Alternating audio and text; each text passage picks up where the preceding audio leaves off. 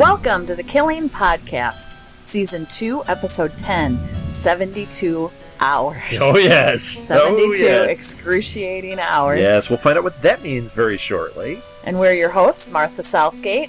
And Rob Southgate. All right. Let's jump into this. How about waking up in a mental hospital all foggy? My gosh. So she's clearly got a concussion. Well, did you notice when it started out? Okay, so it starts out with Sarah waking up, and we don't know where she is yet, but very quickly we find out she's in a mental hospital. Yeah. But you see her like kind of touching her head, like maybe she got hit. Because the last thing we saw was her in that room with when she had the flashlight, and Holder said, "Turn on your flashlight." She says, "I don't have my flashlight on." Yeah. And we saw her get clocked. So it could be anything, but we know well, it's a mental as soon hospital. as they pan back and you see the type of room she's in, that there are But what's interesting is when she looked up, it looked like she was in a jail cell because they shot just the bars on the window.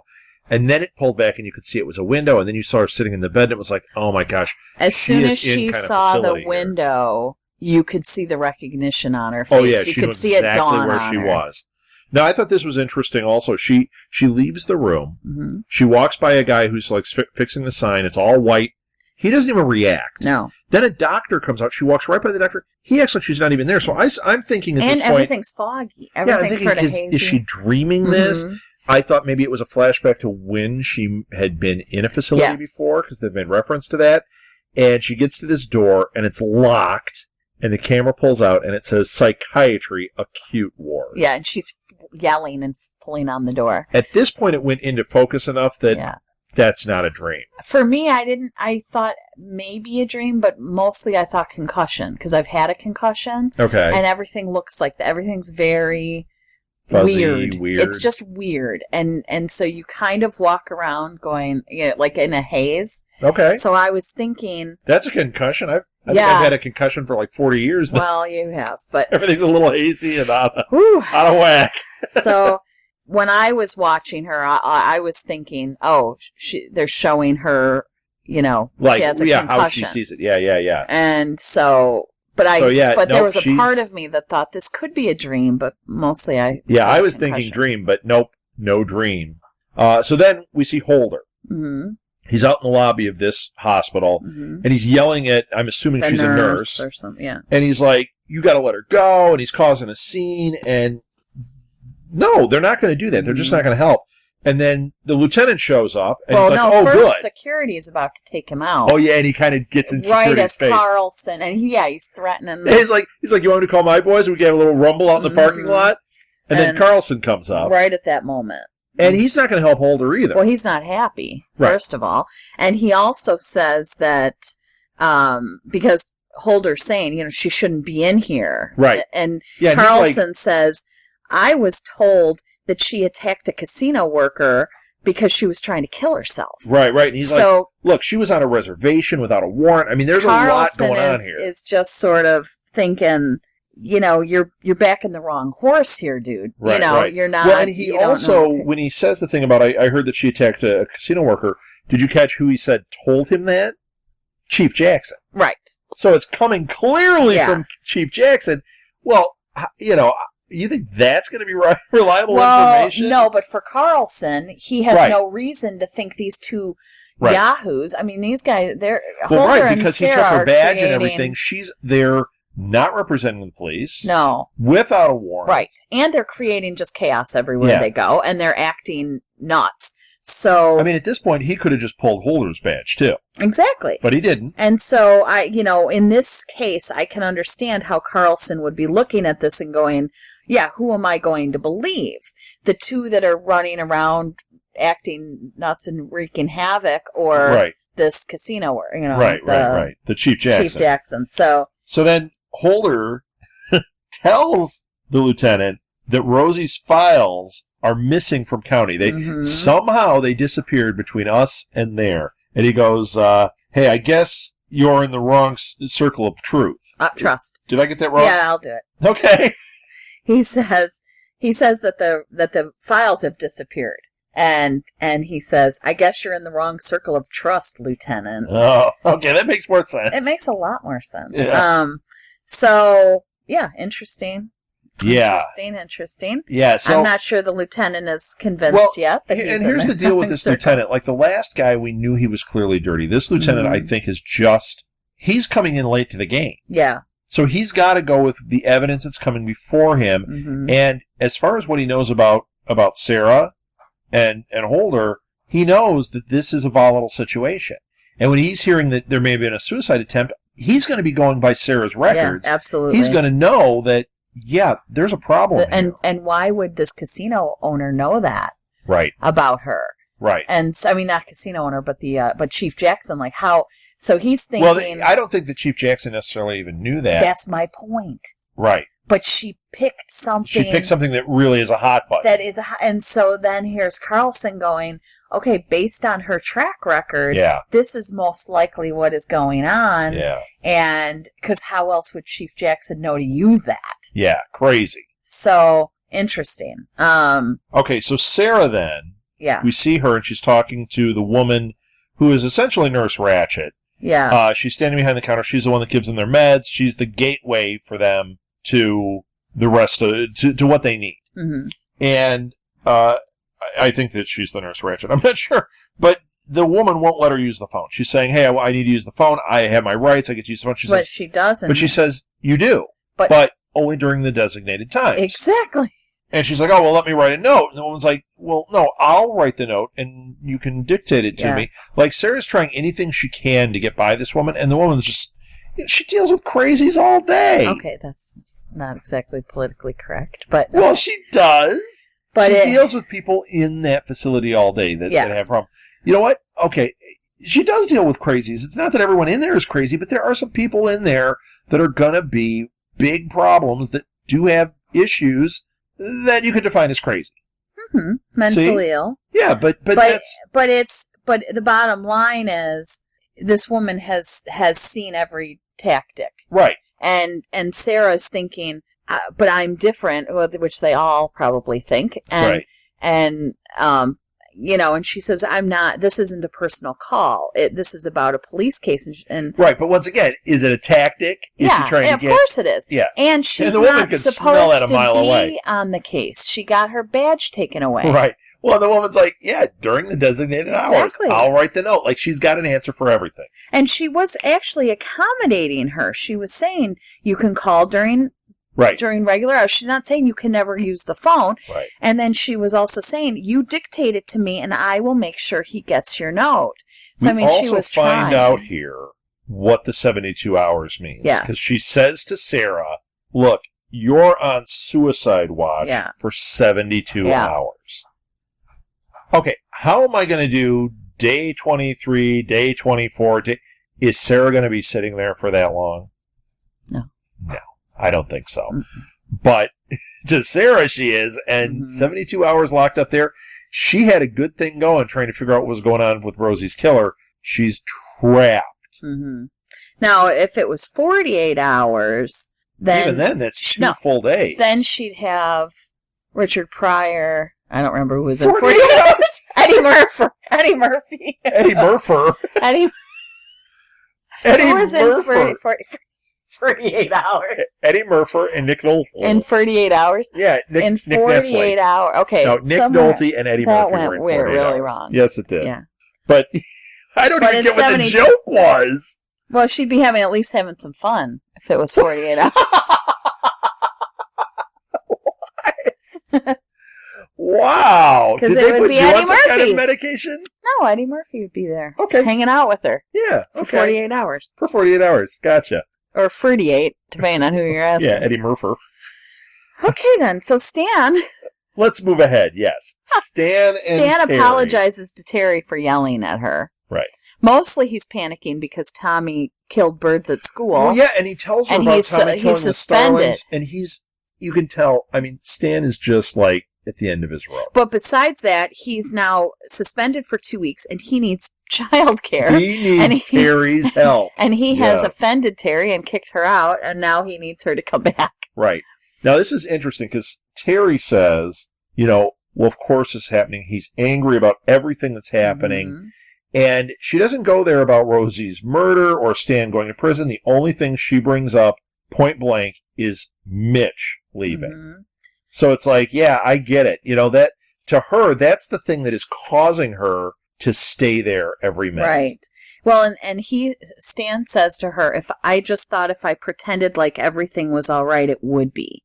Right. So that's where the communication breakdown happened. Here we go. There it is. Yep. Because he felt like, if I don't talk about it, it doesn't exist. Guess what, Stan? It exists. A lot of things could have been avoided if people just communicated. Exactly. And so Terry said that the boys were holding their breath, waiting to start living again. And she says, you need to forgive and move on. Right. Well, and she says you need to not just forgive, but forgive yourself. Yeah, forgive yourself. That's what I meant. Yeah. So that's the only way that he can fix this. Man, it's true. I mean, in a lot of ways, that he does need to pull it together, and maybe that is what he needs to do. Right, but it's only been 23 days. It has. Oh, and here we go. It says day 23. You knew. Did you write it down? No, I read it. You have it in giant. I do. I love that. It's bigger than most of the notes on your page. I love that. And it has a square around it. It does. It's kind of fancy. Yeah, thank you. Thank you. So the bottom line is, there's a certain grace period. Right. That should have been allowed to happen, but because Mitch left and didn't and didn't even attempt with everything that's gone on, this is like a pressure cooker. Yes. So to ask Stan to forgive himself and to communicate properly is probably a tough call at this point, but at the same time, she is right that there is some of that does need to happen. Yeah. And if he's at the point now that he's sitting there, he's being quiet, he's kind of breaking down a little bit. Mm-hmm. Stan, think about this. Mm-hmm. And Mitch, thanks a lot. Mm-hmm. So there we go. So day 23. Now we see Stan is outside. Stan is sitting outside of Bennett's house. This is really disturbing. And the light above their door is kind of flashing on and off. It looks like it's got a short in it. Bennett comes out. He's got the neck brace on. He still looks a little rough. And he kisses his wife and baby goodbye. Mm-hmm.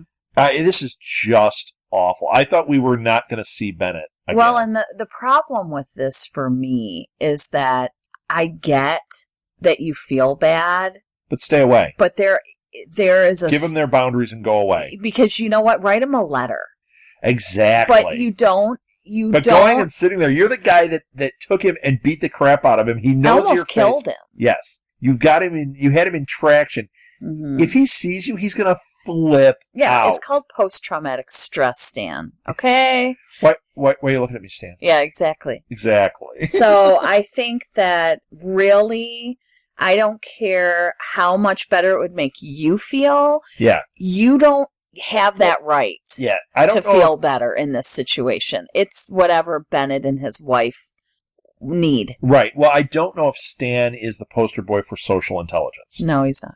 So, do you mean emotional intelligence? No, I meant social. Why? Because of his interactions with Bennett, with how he deals with other people. That's social intelligence. Uh-huh. Emotional intelligence is how you handle things. He's not doing either. Well. Right. He's not. So we're both right. We're both right. In our way. Yes. Mm-hmm. Oh, by the way, while he's sitting out there, it's raining. It's raining men. Every time. Do I do that every time? Every time.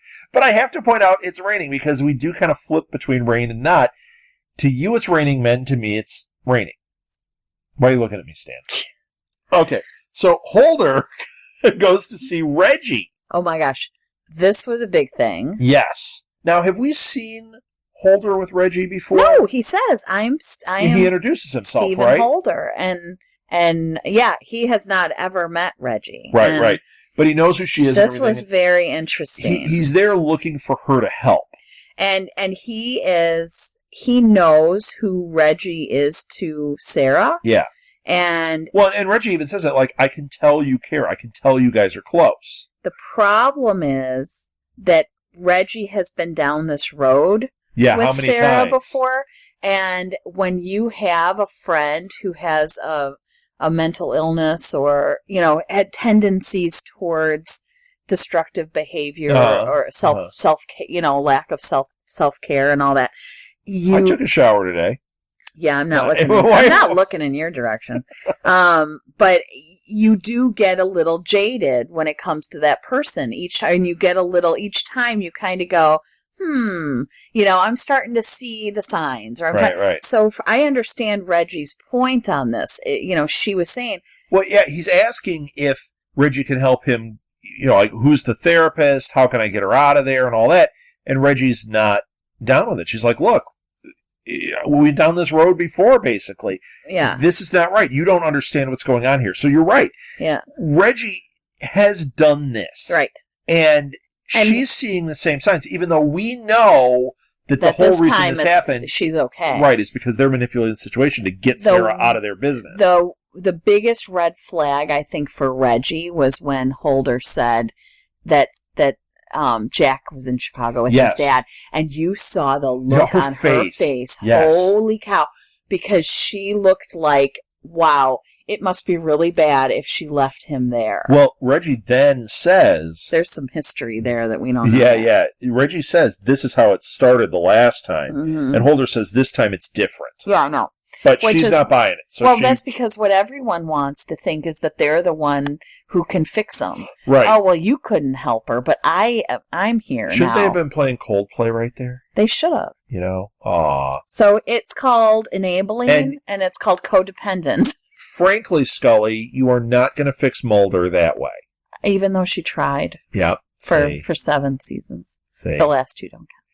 Frankly, Kate, you're not going to help Sawyer that way. I'm going with a little different references. I appreciate that. Yeah. But yeah, so what Reggie is seeing is enabling and codependency, right, and not really seeing that. Well, she doesn't know the truth of the situation. Yeah. And you know what? There probably is a little enabling and codependency going on there.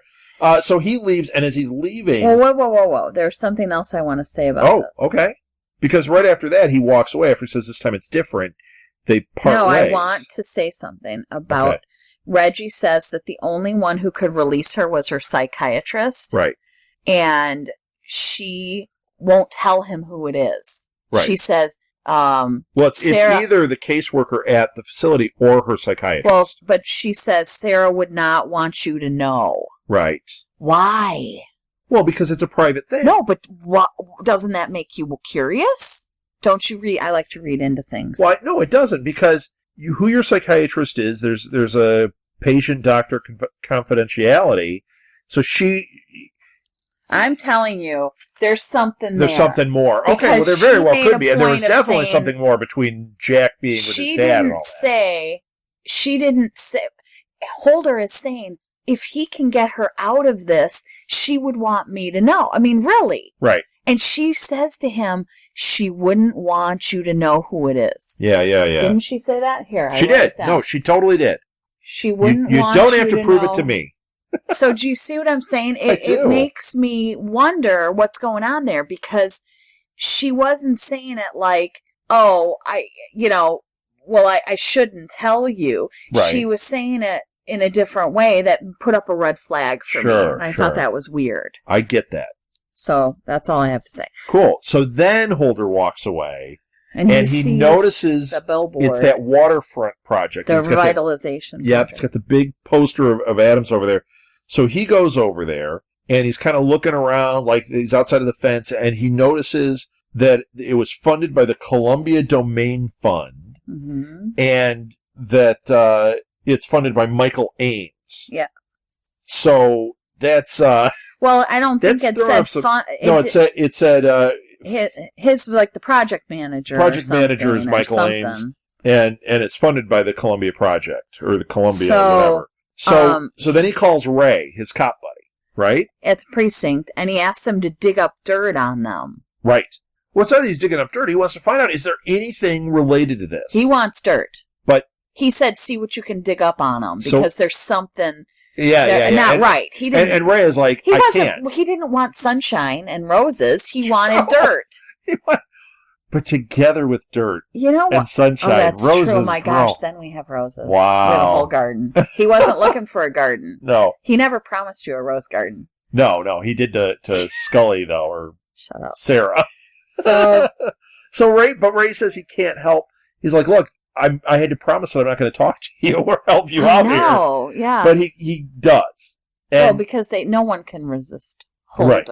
So he tells Holder that there was a guy that was arrested breaking into the site, mm-hmm. one night. He says, that's the only thing I found. Wait. He says he was caught and he was released. There were no charges brought against him. Yeah.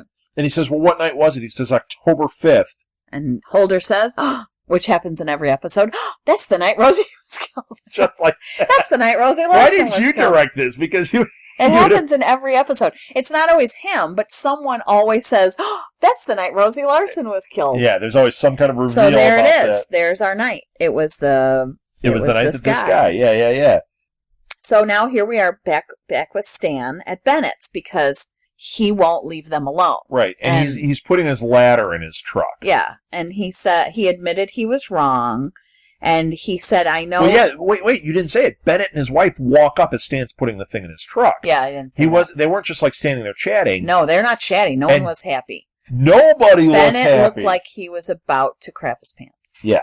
And, which I can understand. And Bennett tells him to get out of there. Yeah, but Stan says, I know that Rosie was, cared about you and she was only there to say goodbye. But Bennett yells at him. He doesn't give a crap. He doesn't want anything to do with this. And he wants this guy to leave him and his family the hell alone. Oh, my gosh. Oh, the poor guy standing there has got the neck brace on. His wife's got the baby. And he's got a cane. Like, he's all messed up. It's horrible. You know what, dude? I don't care how bad you feel or how much better this will make you feel. You're terrorizing this family. Yeah. Go away. Write a letter. That's it.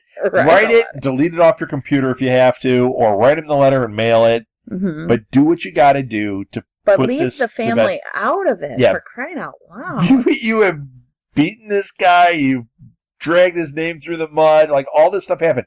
Is it because Bennett wouldn't just say what was going on? Okay, yes. Yes. So there is fault there. Bennett certainly played his part. But Stan, leave him alone. But yeah, it's really inappropriate. Yeah. So Sarah's meeting with the psychiatrist, and this was quite a scene because this was quite a little pissing contest. But yes. She says, "I am not here to keep you against your will. If you cooperate, I can get you out of here quickly." Right. And so Sarah has the funniest fake smile on. Yeah. The whole time I keep thinking, okay, you're not fooling anybody, honey, with your plastered on. Right. Look at me. Look I'm at how okay. sane I am. Look how sane I am. See how sane and friendly I am? No, you're not friendly ever, whether you're sane or not. I'm going to get you that as your phone cover. Look how sane I am. Yeah, exactly. So she asks her about the past case. She said, let's talk about before and why you were here the last time. And she asked her about the picture, about the case, and all that. And when she even calls her out for not being on the force, like she's flipping it all out there. She needs to do that because she keeps saying I'm on the case. I'm on the case. She's like, you're not on the case. Is kind of melting at this point. So she asks her about the old case, the picture. Right. And then she brings up the call about Jack being neglected. And like all this stuff is coming up now. And they talk about then the suicide attempt. And when she says so-called. Right. I put quotes on the suicide attempt. But the way this discussion happens, it sure feels like when she was here before, she may have been on suicide watch also. Like, let's talk about the suicide attempt. It was like, I got this impression at that point that when she was here before, that might have been what was going on. That's how she ended up there. I didn't get that impression from her. That she was that far down the rabbit hole that this is what happened. I had that impression like, we've been here before. Let's talk about your suicide attempt.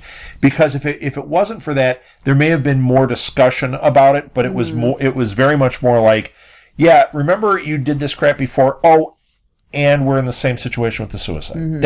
That's the impression I got about it. I don't know. All right. Okay, let's get through this part fast. Well, wait. The Gwen and Jamie, there's still a little bit more there. Okay, she said, because this is actually really key to this. Okay.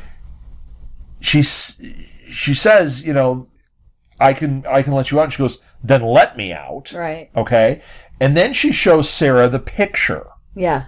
We didn't talk about this, but it's that picture that was on her fridge of the trees and the one that keeps popping up here. And she says it's a photocopy that we have from your case file here, and it's all about the case you were working the last time you were here. Mm-hmm. Sarah now has lost the smile and is not happy. Exactly. That was really important because even though Sarah has felt like she's had the upper hand with this doctor... she did not have hand ever. No, right here has lost hand. Well, she thought she had it. She never had it. Right.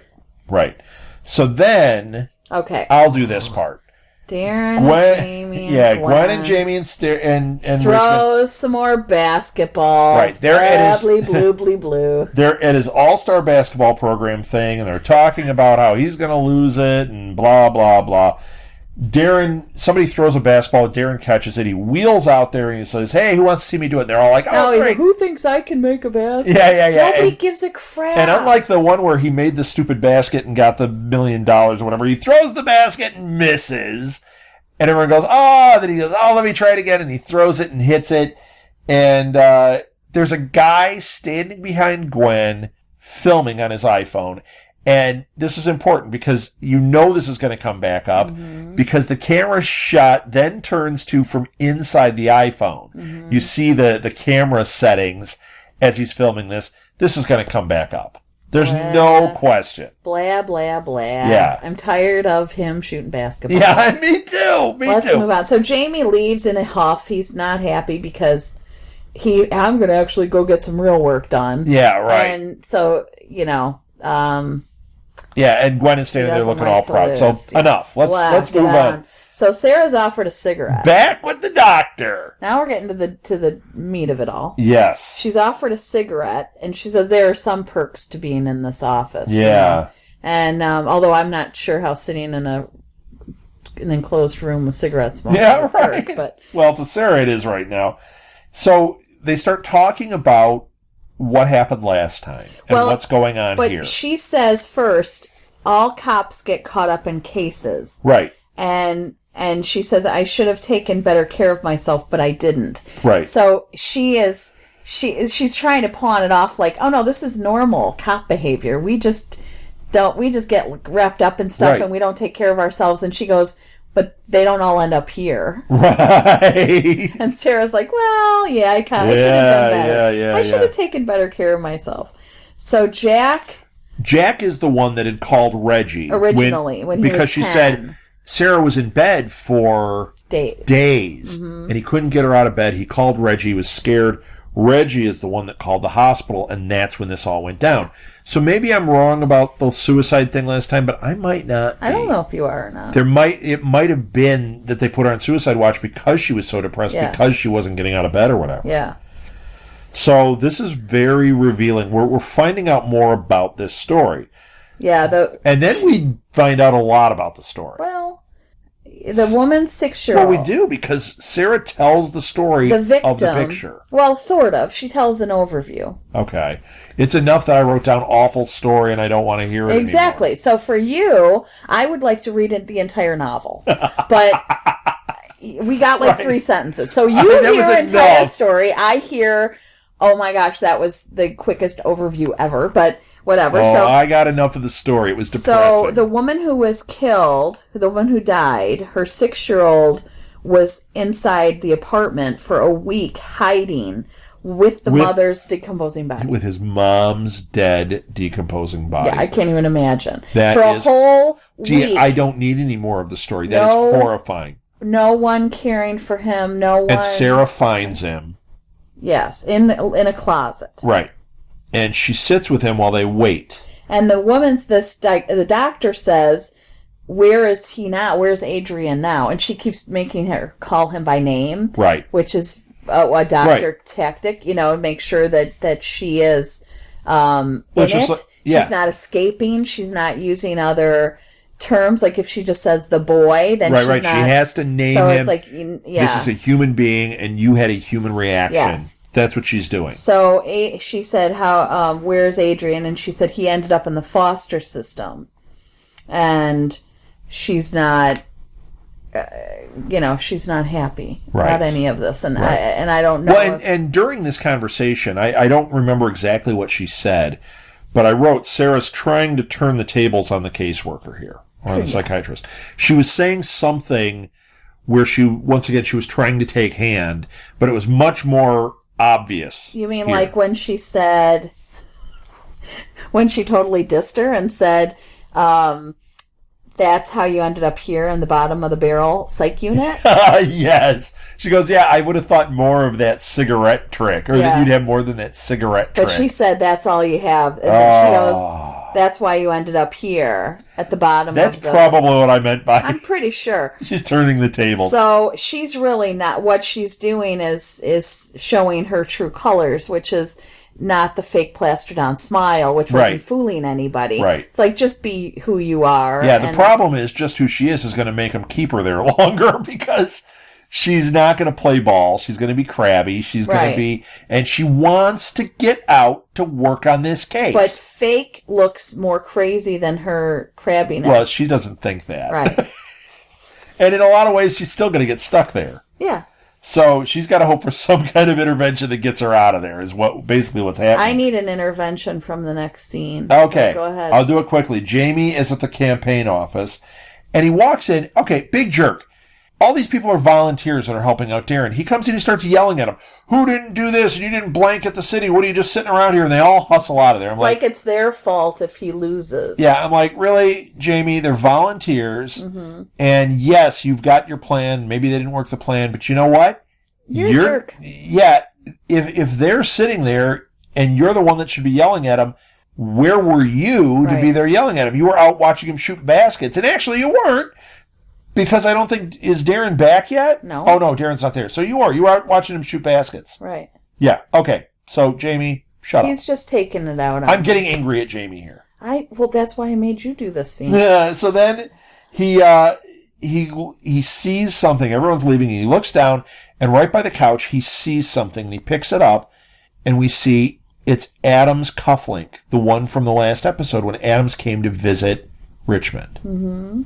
The cufflink is on the ground, and he sees it. Of course, it's a mayor cufflink. He sees it and knows immediately Adams was here. Yeah. What was going on when I wasn't here? Okay, we spent too much time on it. No, but that's important. Yes. Okay, so Holder. Let's get to Holder. Yeah, Holder's asking the cop which guy he arrested that night. Yeah, it's the cop that arrested the guy that broke into the site. And the guy says that Michael Ames called to tell him to cut the guy loose. Yeah. And he works for Yannick. Yes. He doesn't work for... Well, no, he says that the guy... First he says that Ames is the one that called.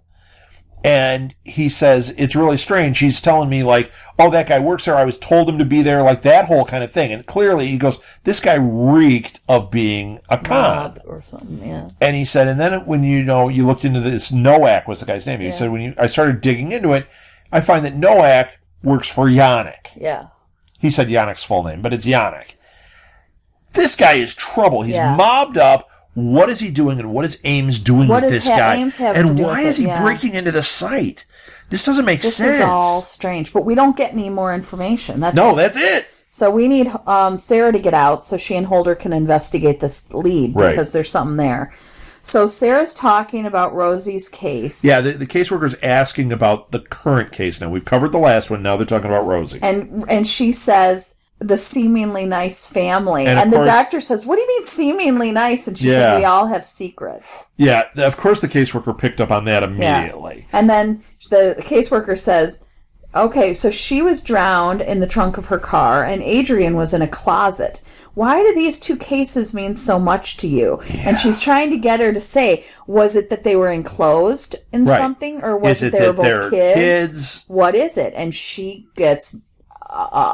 she goes, yes. She gets very agitated, we'll say that. Yes. And yes. And the woman's like, okay, well, we're going to keep you here. Yeah. Well, because Sarah wouldn't answer. Right. She had said, and Sarah's like, no, wait a minute. With me, you cooperate. I worked with you. I did everything. And the woman's like, yeah, we're going to keep you here for at least, through the weekend. She didn't work with her. She insulted her. She kept not answering the questions. She was not working with her at all. Working with her. And so in the doctor's defense, I would not, you can't let someone go who's I don't think the doctor was wrong here at all. No. I mean, she's only wrong in that we know Sarah wasn't trying to kill herself. Right.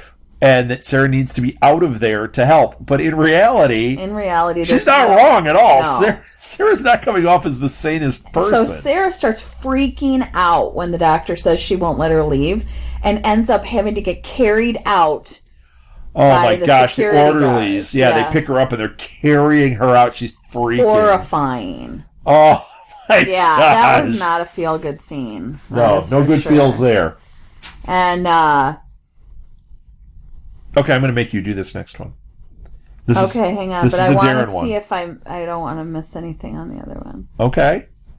Well, I don't think you're missing anything. I think we covered that pretty well. You're making me do Darren? Just because, you know what? You have made me do Darren. Okay, I only wrote down 2 sentences because that's how much I dislike the storyline. I'll make it go on for 40 minutes. Go ahead. I wrote, Darren is with Jamie. Jamie showed him the cufflink. And... Wait! No, there's one more thing. Go ahead. I got one more thing. You're actually, that is not bad. It's not far off. Darren starts out by saying that they got campaign money and he's all happy. Jamie shows him the cufflink, and then Darren tells him that Gwen is the one that closed up the night before, which we know is not true. Is it? No, it was Gwen. She's the one that met with Adams. Mm-hmm. I'm getting confused now. I was thinking Darren is the one that met with Adams, but it was Gwen. And that wasn't that when she said the thing about she threatened him. Yes, about the summer house thing when he kissed her when she was a teenager. Yep. Okay, I got a little bit confused there. So okay, now we can move on. Oh, thank you. So Stan. Oh, this is sad. Calls Rosie's phone. This actually causes me physical pain. Okay. You talked about me drawing the square around my thing. Here, I've got lots of sad faces. Did you really? I had to. You're kind of a teenage girl. I kind of am. You're writing emoticons? He called just to hear her voice. He did. And he was listening to her voice. And then he leaves her a message. It was gut-wrenching. I just didn't want to write so sad, and I drew one frowny face because it was just so I'd know, this was really sad. And it was not enough. So that's why there's 6 of them. Because it was so, as a dad with a daughter, this was agony. A horrible thing to hear. And he apologizes to her, and it's just... Yeah, sad terrible. As sad could be. And you just... It's so good, though, that he was able to let the feelings out, and so that he could now... hopefully move to the next stage of grief, but yes. And he at least was able to say what he couldn't say. Yeah, which we know he has not been great at communicating. Right. So this is good. So this is a very powerful scene, but it was excruciating. Not excruciating in the way that Jamie and Darren right, not that kind of different kind of excruciating. Not if it was if we had an episode that was just Jamie, Gwen, and Darren flipped back and forth with Mitch episode. Oh no, that would be like torture. This is painful in a more real way. Yes. So Holder's at the hospital with Sarah, so they finally get to see each other. Right, he visits her in the psych ward. Right, and he tells her about the break-in and Yannick, etc. Yep. And he says some people were planning something at the waterfront. Yannick's people, Ames, and a city official. Right. Something went wrong. Rosie was killed because of it. Yes. Sarah repeats herself, and Holder asks what they did to her. Because, what the heck is wrong? Right. And she says, please don't leave me here. Oh. Well, he also tells her during this that he really feels that they're getting close. Yes. This is not them between the two of them, but this is important because it is. But he says, I think we're getting close. And that's when he's like, I got to go. And she's drugged. She's clearly drugged in this scene. And she says, please don't leave me here. And he says he'll get her out. And he says, I'm not leaving you here. Oh. And then he leaves her there because he's got to go. Ish. Right. So the next scene is Holder shows up at that lumber yard. And finds Nowak. And he finds Nowak. And he has to chase him. This was like, Action Jackson. This was like that scene. Remember the one when they found the guy with the phone and they chased him in the train station or the farmer's market? Yeah. This is that same kind of thing. We don't get a lot of that. This was awesome. Yes. He roughs him up good and he kicks him. He pulls a gun on him. Yep. Trips him and kicks him and then pulls a gun on him. Yeah. So he's not having any. Can you tell I like the action scenes? Yes. So Carlson's in his car. Yeah, the lieutenant's in his car. Holder gets in and tells him everything. Why would the mayor and Ames sabotage their projects? Right. And he tells the lieutenant that no one was there to bury those Indian bones. The Indian bones, remember they talked about this before, that they found, remember when they found those and Adams was all upset? Why is Ames having this guy bury Indian bones on a site that he's project manager on? Exactly. Who's screwing who here for what reason? So this may not have anything to do with the Rosie case, but there is some kind of political thing going on here that they have stumbled into. And he claims that Ames and Adams set this whole thing up together. Right. And I'm not sure about that. Interesting thing. Yeah. Holder tells him he wants her doctor's name and number, and Carlson has it. Now, why is that? After Reggie said no, right. That's why, even more so, that Reggie is saying she wouldn't want you to know. Right. Like, she wouldn't want you Right, but here Carlson has it and is like, sure, yeah, here you go. Wow, I didn't catch that. So why was Carlson not concerned with confidentiality? Carlson's not concerned. No, but still, he wouldn't. Why would he give Holder her psychiatrist's information? Well, maybe it's because he is wanting to help, and maybe that's it. Maybe it's not like completely like out there in the open, but maybe he doesn't like this might help. I'm just saying. But he can't ever say that. It's weird. So that makes sense. So she wouldn't give it to him, but he got it from Carlson. Right. Yeah. So you go and take Gwen and Darren, because you love this. No, this is the worst. Love this. So Gwen shows Richmond a video of him playing basketball. And says it's gone viral, and it's like everybody's watching this thing, and they think this is going to really help with his campaign. And it's that shot that the guy we saw with the iPhone, getting him shooting the baskets. We don't need to have it anymore on this. But this is important. Yes, this part is. Richmond confronts her about meeting with Adams. And he shows her the cufflink. Yes.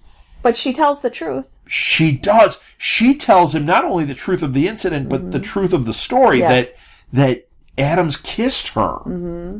And then it was her first kiss. Mm-hmm. Gross. Ew. Gross.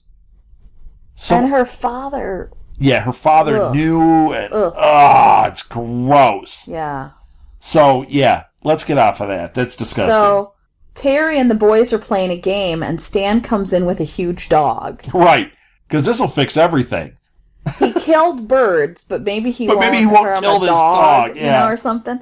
And the dog, what does the dog do? It pees right on the floor, because that's what dogs do. Yeah. So yeah, this will be good. Let's have a dog peeing up the place. Because you don't have enough stress in your life. Let's add a dog. Stressful it is bringing a dog in and gotta train them, and they're crapping and peeing everywhere. Oh God, Stan, don't get a dog, but he did. Yeah. And he thinks it's going to make the boys happy. So Sarah's eating, and I wrote this. Sarah is eating strangely. Yeah. Well, I wrote here, Sarah is eating hospital food, not happy. Yeah. So I think that's what she's strangely. Yeah, it's probably awful. Her doctor sees her, and they go to her office. Right. And Sarah processes the cases. Right. Well, she talks all about the Rosie case and the Adrian's mother's case. So it turns out that Sarah doesn't believe they caught the right man. Oh, right. Well, in the first case. They arrested the father, and she's like, I don't think the father did it. That's what's eating her alive here. That's why she went nuts, because they went for the easy answer, and it didn't settle for her. Yeah. And that does explain why she's the way she is about this Rosie case. And they also, let's talk about your mother. She says, let's talk about your mother. She left you in the apartment alone. You were 5 years old. The lights had been turned off. Oh, yeah. And so they had to process there's parallels that there too. So she has post-traumatic stress about that. And that explains, we've heard her make mention of this being in the foster system, all this stuff. This tells us a lot more. It does. We're getting a lot of backstory. That story. So when you say, that's why I was saying, when you just make a blatant statement that mental illness is often caused by traumatic. Oh yeah, when I said the crazy thing, like that. Yeah, but I didn't mean crazy's kind of a blanket derogatory. Well, yeah, I get that, and I don't mean that in this respect. I meant when you're in a psych ward, there are people that have mental disorders, and there are people that you could label as crazy. That there's no traumatic thing that caused it. They're off their nut. You're dealing with schizophrenic, which is more of a chemical imbalance that causes that, or a brain dysfunction. Am I completely wrong about all this? Yeah, and I think you're going into an area that you know absolutely... I know nothing about. And so Ladies you're going to make a lot of people mad because... Rob knows nothing about this podcast. If you tell someone, that, we're done. But anyway, my point is... I would like to formally apologize because I do know nothing I'm talking about. Yeah, and so, here is Sarah having experienced all of these things. Of course, a case like she was working on is going to send her over the edge because she would not know how to process all of that. And I'm sure she hasn't been able to come to grips with what happened to her as a child, then to watch another child suffer. Oh my gosh, terrible. I mean, really. So Sarah then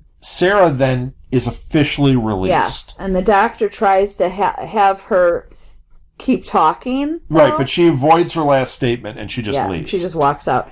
And freaking hell. What?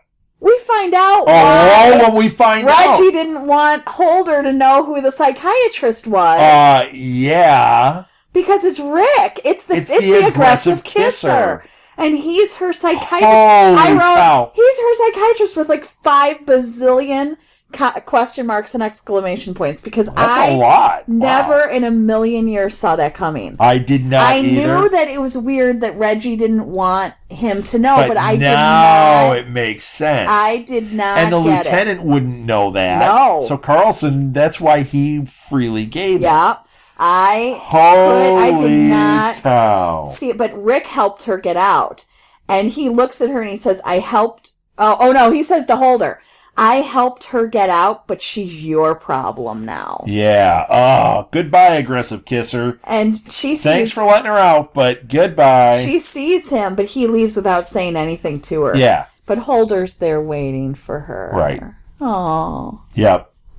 So, but yeah, I did not see that coming. Nope, that not me blew either. me away. But I knew there was a reason Reggie was acting weird about the psychiatrist. But as soon as you hear it, when you think about their interactions and everything, it makes sense. It all makes so much sense. Just total codependence. This was a great reveal right here. So Stan fixed their light. Yes. At Bennett's. Yes. This is when we get into that thing where it's real fast. You're just seeing those fast things. And we see Bennett's wife, and she's outside, but the light is fixed. So that's what Stan was doing with the ladder before. I don't know why we didn't catch that when he was putting the ladder in his truck and then they walked up. Like, I was thinking that he was doing a job there or something. I don't know. I'm pretty sure I caught it. Yeah, I did. I just didn't want to say it out loud. Yeah, but I don't know. But now we see the lights fixed. Yeah. And Stan was in Rosie's room. Stan's so in once again, Rosie's he's room. processing. Yep, which is good. We need him to, so he can get... he's not going to get past this, but he can start dealing with it in a better way. And then Gwen paid the guy who made the viral video. Yeah. The video viral. That guy that was standing behind her was getting paid off. So she paid him. So once again, political manipulation. What we have to do in order to get something to go viral, Rob. Thank goodness. Thank goodness we see now Sarah asleep. So after all this, she gets out of that psych ward. She falls asleep. Mm-hmm. Thank goodness. And because she really needs to sleep and to eat. They kept telling her that, but she wasn't doing it. Yeah, she really did. And we see that at the casino, the room on the 10th floor is being finished, but the key card is still there. The key card is still there! Yay. So we know that's under there. Is there. Yes! So this is all getting exciting. Gosh. Except I just need this Gwen, Darren, Jamie... Yeah, thing is annoying. But at least now I feel like the Stan storyline is getting a little bit the Stan storyline and obviously Holder and Lyndon storyline has always been the best stuff. Very good, yeah. It's the Mitch away from Stan, not good. But even this, like, I'm and glad Gwen, Jamie, and Darren, it's somewhat interesting, but I almost don't care. Like, show me what it leads to, and we can be done. For me, with the Stan storyline, I'm glad that they're finally communicating and that things are progressing, because that was really bothering me. Right. And now that that's moving along and he's actually seeing that the issues the kids are having are not going to go away, and that he needs to address it. And now all of a sudden he's doing that, and that is very encouraging to me. Yes. But if I have to see Darren shoot one more mother-loving basketball, I am going to... I think we're done with the basketball I am going to punch the TV. I'm going to go Elvis on the TV. I'm going to shoot it. He shot the TV, didn't he? I know, I just said that. I'm going to shoot it. Okay. Settle down. I can't settle down. I know you can't. That's the point. You're like, Sarah, you're flipping on the psychiatrist here. I just don't understand why every dang time he's got to throw a stupid-ass basketball. Nobody cares if you can throw a basketball. But he made it. So that's it. Let's end this episode. Let's do it. I can't wait to get to the next one. We're getting so close to finding out who the killer is. Thank you for listening, everybody. This has been The Killing Podcast. We're your hosts. I'm Rob Southgate. I'm Martha Southgate. You can find us on iTunes, on Stitcher, on Podbean, on BlackBerry, on Intune Radio. I mean, really, everywhere you get your podcasts, we should be. And if we're not, let us know, and we'll contact them and get our podcasts on that directory. You can listen to past episodes and all of our other shows. What did we figure out today? We have like 29 shows or something? And a lot more coming. Oh, and a lot more coming. A lot coming up. Mm-hmm. But you can find all those past shows and all the new stuff coming up at our website, which is www.southgatemediagroup.com. You can send us an email at southgatemediagroup@gmail.com. You can follow me on Twitter at rsouthgate. You can follow the company, which actually Martha does the tweeting from this, at SMG Pods. Yes. And we have a new Tumblr page, which is just Southgate Media Group. Go to Tumblr, type that in. You'll find us. And that one's cool. I like that quite a bit because we post a lot of stuff from all the different shows we have. So if you're a Killing fan, you're going to get Killing stuff on there. If you're a Once Upon a Time fan, you're going to get Once Upon a Time. It's all there. Plus, I've also found myself putting other things, like I put some things about Fargo, which we love, but we don't have a show about. Just fun stuff like that. So, I think that's it. That's it. Let's call it a night. Thanks again for listening, everybody. Maybe next time we'll find out who killed Rosie Larson. Maybe. No, it's like 3 more episodes. We'll find out. If you would like to donate to help pay for this and other Southgate Media Group podcasts, simply go to our website, southgatemediagroup.com, and click on the donate button. It can be as little as $1 or, well, as much as you want. Help keep this fun going by supporting this and our other shows. Thanks again for listening, everyone. You're the best fans in the world.